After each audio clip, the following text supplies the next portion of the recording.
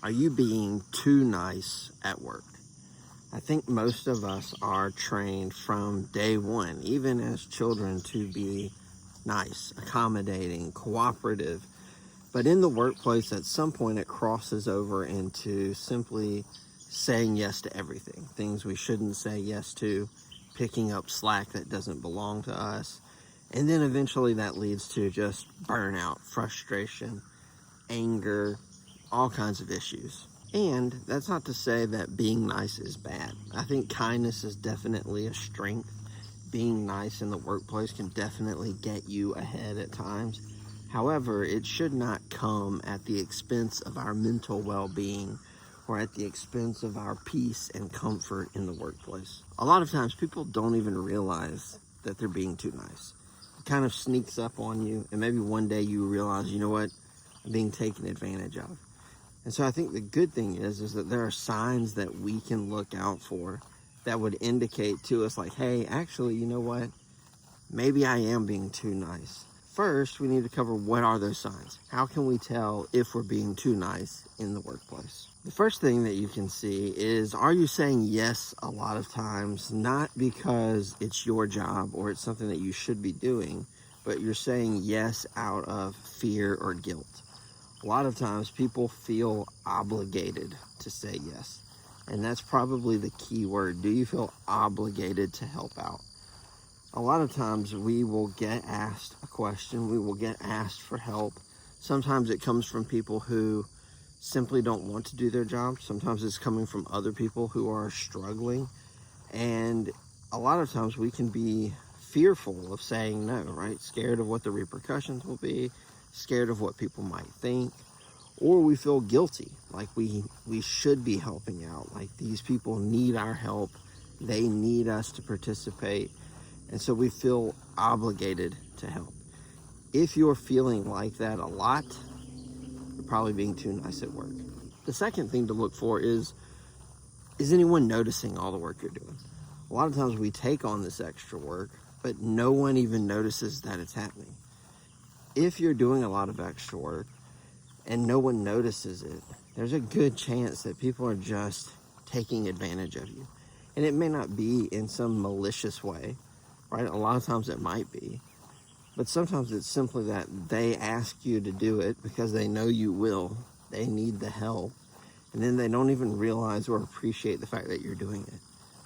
And that's another sign that you're probably being too nice, and your coworkers are probably taking advantage of you, whether they intend to or not. The third thing to look out for is avoiding conflict.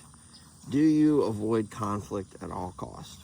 A lot of times people that are super nice, people that are trying to be kind and generous in the workforce, they will avoid all conflict. While avoiding conflict can be a good thing, sometimes conflict is needed, right? There's a lot of resolution that can come through conflict. So if you're constantly avoiding conflict, easier to be taken advantage of. So how often are you finding yourself doing things simply to avoid conflict? And then the last thing, and this is tied to the first three, and probably a result of those first three, is, are you full of resentment? Do you resent your coworkers? Are you getting resentful of your boss or even your company?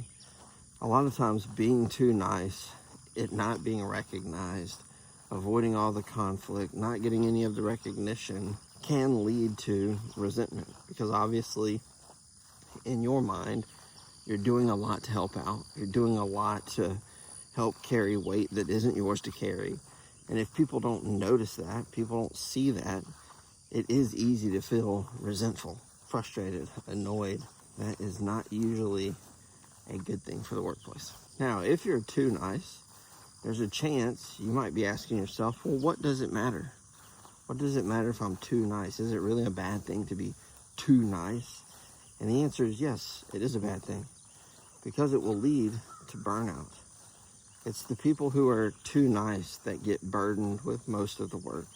It's the people that are too nice that get asked to do more and more things. And why is that? Because people know you'll do them. Like I just mentioned, a lot of times it leads to resentment. And resentment is not a peaceful attitude to have, right? If you're looking for calm and peace and politeness in your life. Resentment is not the attitude that's going to get you those things. Also, being too nice erodes a lot of good qualities in people, such as confidence. If you're too nice and people are rolling over you and you're too scared to speak up for yourself, it will erode your self-confidence. It also erodes your boundaries. People will start to ask for things that they normally would not ask for, or that they wouldn't ask your coworkers for. And ultimately, once you lose some of that self-respect, you can rest assured the rest of your coworkers will also lose that respect in you. And the reality is that if you won't look out for you, no one will look out for you. I think there are 4 things that we can do to start pushing back and resolving this issue of being too nice, and to be able to do it without ruining your character. Right? We don't necessarily want to stop being nice by just being mean and hateful to everybody. I think it's incredibly important to be polite and generous and kind to people. So, what are these things that we can do? The first thing is to just say no. And that seems obvious, but I think a lot of people need to hear that you can say no without being mean or frustrated, right? No doesn't have to be harsh. No can be measured and thoughtful and thought out. The second thing is to stop apologizing. You don't need to apologize for doing what you're supposed to do.